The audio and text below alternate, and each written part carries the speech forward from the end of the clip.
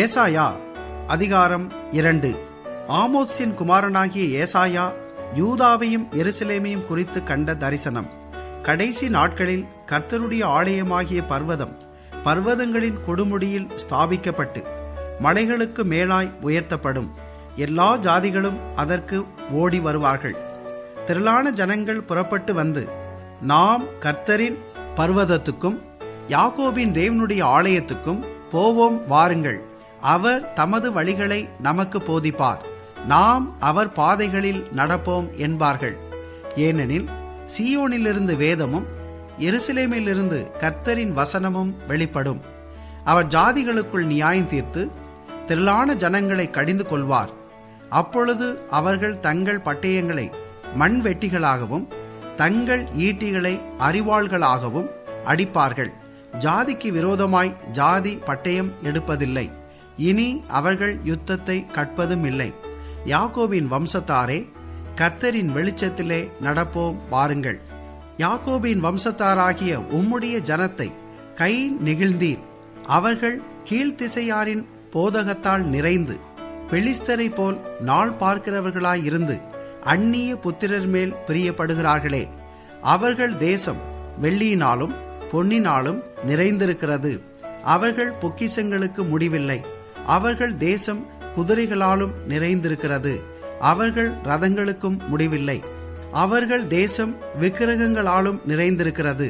தங்கள் கைகளின் கிரியையையும் தங்கள் விரல்கள் உண்டு பண்ணினதையும் பணிந்து கொள்ளுகிறார்கள். சிறியவனும் குனிகிறான், பெரியவனும் பணிகிறான். ஆகையால் அவர்களுக்கு மன்னியாதிருப்பீர்.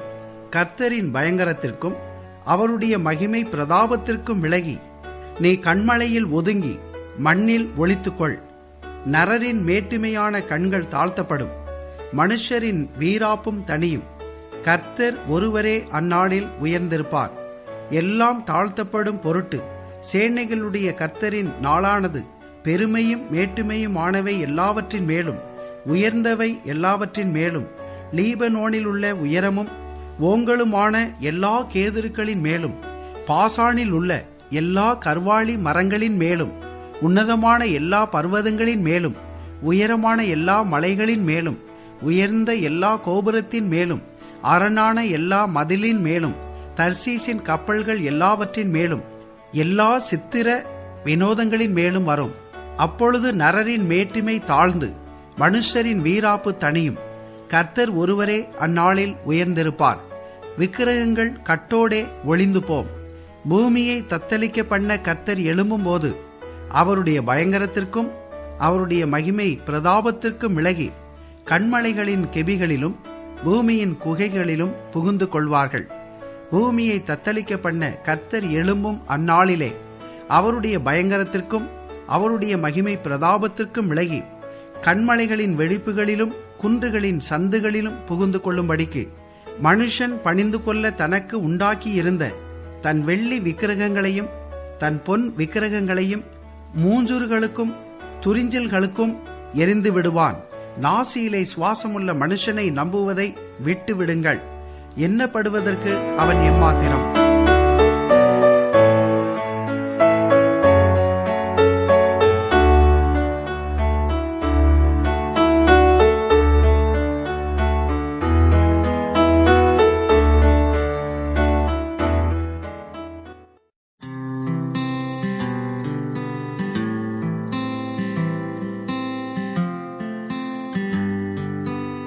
ஏசாயா 2 அதிகாரம் 5 யாக்கோபின் வம்சத்தாரே, கர்த்தரின் வெளிச்சத்திலே நடப்போம் வாருங்கள்.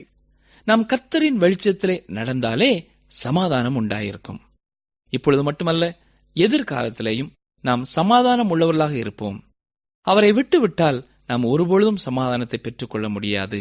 யார் கர்த்தரின் வெளிச்சத்திலே நடக்கும்படி இங்கே அழைக்கப்படுகிறார்கள்? யாக்கோபின் வம்சத்தார், அதாவது இஸ்ரவேல் ஜனங்கள்.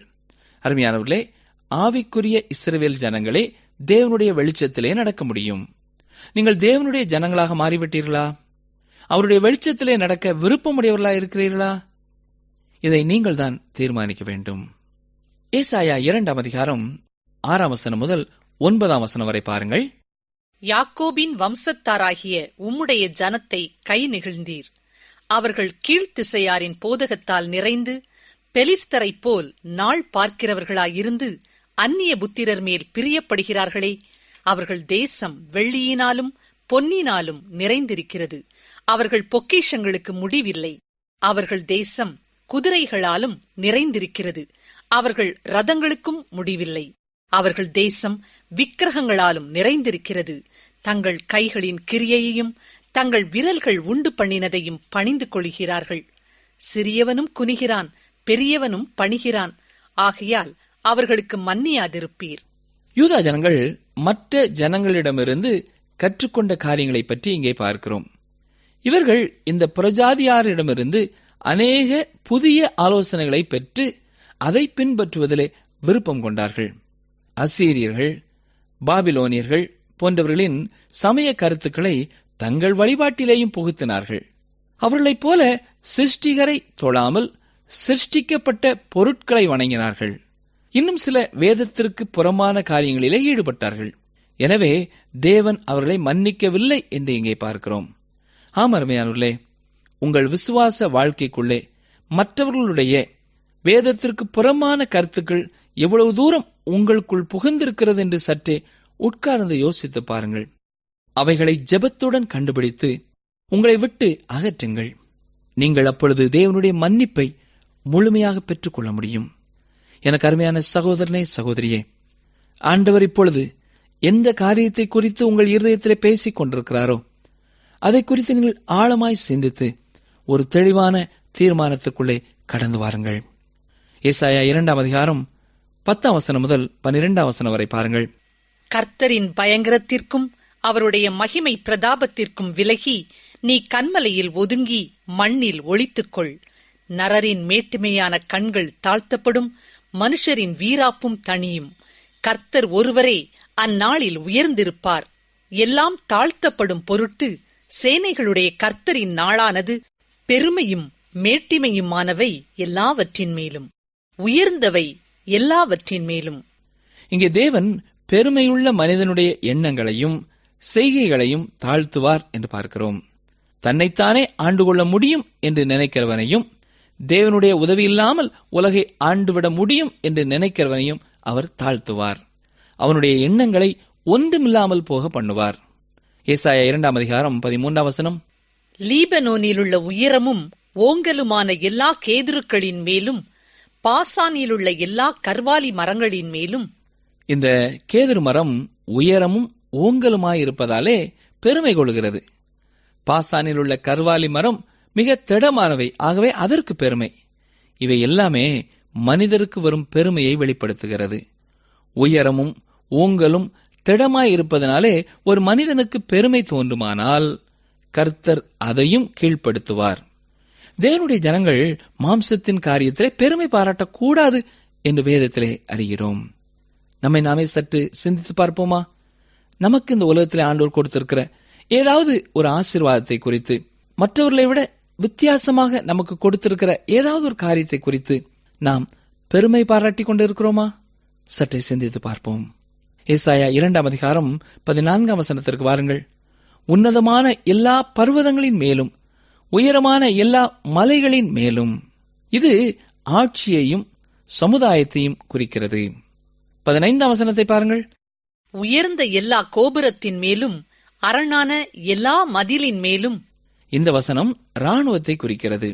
இதன் மேலும் தேவனுடைய நியாய தீர்ப்பு வரும் என்று சொல்லுகிறார். ஏசாயா 2 அதிகாரம் 16 தர்ஷீசின் கப்பல்கள் எல்லாவற்றின் மேலும் எல்லா சித்திர வினோதங்களின் மேலும் வரும். இங்கே கலையும் அதே போல வியாபாரமும் தேவனுடைய தண்டனைக்கு உள்ளாகும் என்று சொல்லப்படுகிறது. இவையெல்லாம் ஏன் நடக்கிறது? மனிதனுடைய பெருமையின் நிமித்தமாக. தொடர்ந்து ஏசாயா 2 அதிகாரம் 17 பாருங்கள். அப்பொழுது நரரின் மேட்டிமை தாழ்ந்து மனுஷரின் வீராப்பு தணியும்.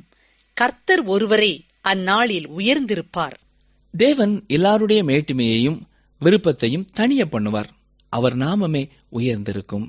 ஏசாயா 2 அதிகாரம் 18 விக்கிரகங்கள் கட்டோடே ஒளிந்து போம். அடுத்து மாயையான எல்லா காரியங்களையும் கருத்துக்களையும் அந்நாளிலே முற்றிலும் அழிப்பார் என்று பார்க்கிறோம். ஏசாயா 2:19 பூமியை தத்தளிக்க பண்ண கர்த்தர் எழும்பும் போது அவருடைய பயங்கரத்திற்கும் அவருடைய மகிமை பிரதாபத்திற்கும் விலகி கன்மலைகளின் கெபிகளிலும் பூமியின் குகைகளிலும் புகுந்து கொள்வார்கள். வெளிப்படுத்தின விசேஷத்திலேயும் இதே கருத்து சொல்லப்பட்டிருப்பதை நீங்கள் பார்க்கலாம். நியாய தீர்ப்பின் நாளிலே மனிதர்கள் என்ன செய்வார்கள் என்று அங்கே சொல்லப்பட்டிருக்கிறது. வெளிப்படுத்தல் 6ஆம் அதிகாரம் 15-16 வசனங்களை பாருங்கள்.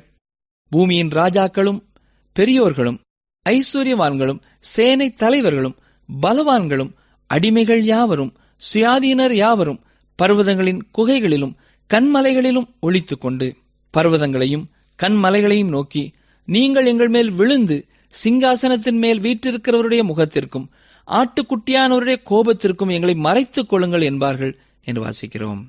இன்று நாம் உலகத்திலே பார்ப்பது என்ன?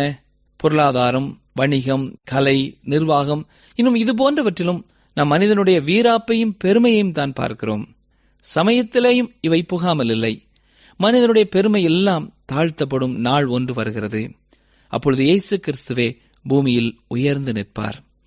இன்றைய நாட்களில் சமுதாயத்திலும் வணிகத்திலும் கலையிலேயும் நிர்வாகத்திலேயும் உலகத்தின் விழாக்களிலும் இயேசு கிறிஸ்துக்குரிய இடத்தை மக்கள் கொடுக்கவில்லை. அவரை மக்கள் இன்று ஓரமாக வைத்து விட்டார்கள், புறம்பே தள்ளிவிட்டார்கள். ஆனால் ராஜாதி ராஜாவே இன்றும் இருக்கிறார். ஒரு நாளில் அவர் திரும்ப பூமிக்கு வருவார். அப்பொழுது மக்கள் குகைகளுக்குள்ளே ஓடி ஒளித்துக் கொள்வார்கள். ஆதிகால மனிதன் குகையிலே வாழ்ந்தான் என்று வரலாற்றிலே வாசித்து பார்க்கிறோமே, அது எதிர்கால நாளிலேயும் நடக்கப் போகிறது. அருமையானவர்களே, நமக்கு குகைக்குள் ஒளியும் நிலை வேண்டாம். தேவனுடைய சந்நிதியிலே தைரியமாய் நிற்கும் வாழ்வையே தெரிந்து கொள்வோம். இன்று அதற்கு ஆயத்தப்படுவோமானால் அன்று கர்த்தருடைய சந்நிதியிலே நாம் தைரியமாக நிற்க முடியும். ஏசாயா 2:20-21 வசனங்களை பார்த்தால் அங்கே பூமியை தத்தளிக்க பண்ண கர்த்தர் எழும்பும் அந்நாளிலே என்று சொல்லப்பட்டிருக்கிறது. அதாவது மகா உபத்திரவத்தின் நாளை அது குறிக்கிறது. ஏசாயா 2ஆம் அதிகாரம் 22 வசனத்தை பாருங்கள். நாசியிலே சுவாசமுள்ள மனுஷனை நம்புவதை விட்டு விடுங்கள், எண்ணப்படுவதற்கு அவன் எம்மாத்திரம். அருமையானவர்களே, மனிதர்கள் மீது உங்கள் நம்பிக்கையை வையாதிருங்கள். இன்றைய காலகட்டத்திலே அநேக ஆபத்தான சூழ்நிலையிலே வாழ்கிற நாம் அடுத்த நிமிடம் உயிரோடு இருப்பதே கர்த்தருடைய கிருபைதான். ஆகவே மனிதன் மீது நம்பிக்கை வைப்பது வீண். மனிதனை படைத்து அவனை காத்து அவனை நடத்தி வரும் கர்த்தர் மேல் மட்டுமே உங்கள் நம்பிக்கையை வைப்பது சிறந்தது.